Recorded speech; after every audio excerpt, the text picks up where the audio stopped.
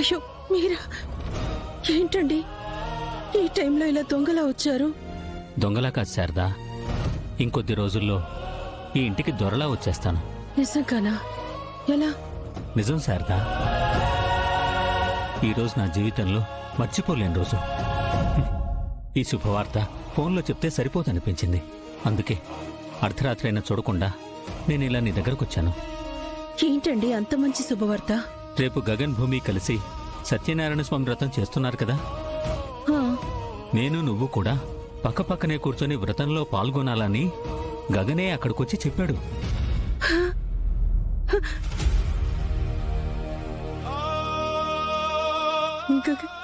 గగన్ చెప్పాడా?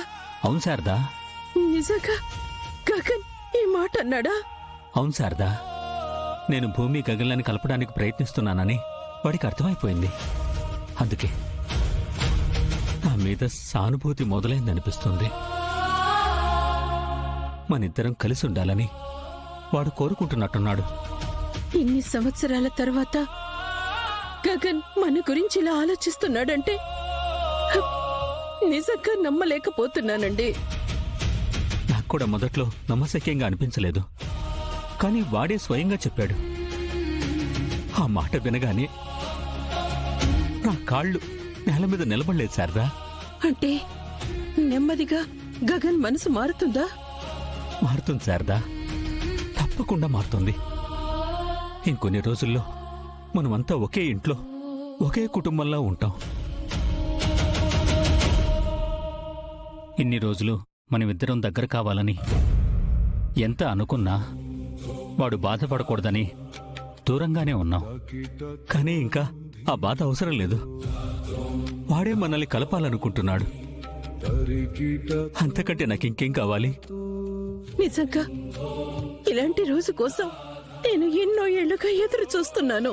ఇదంతా నీ గొప్పతనమే శారదా. ఇంకెవరైనా నీ స్థానంలో ఉంటే నేను చేసిన ద్రోహాన్ని మర్చిపోయేవాళ్ళు కాదు. గగన్కి నా గురించి చెప్పి నన్ను ఇంకా ద్వేషించేలా చేసేవాళ్ళు. కానీ నువ్వు అలా చేయలేదు. నేనెంత తప్పు చేసినా వాడి మనసులో తండ్రి మీద ద్వేషం పెరగకూడదనుకున్నావు. దాని ఫలితమే ఇదంతా. మీరేంటో నాకు తెలుసు కాబట్టి మీ భార్యగా మన పిల్లలకి మీ గురించి మంచిగా చెప్పడం నా బాధ్యత.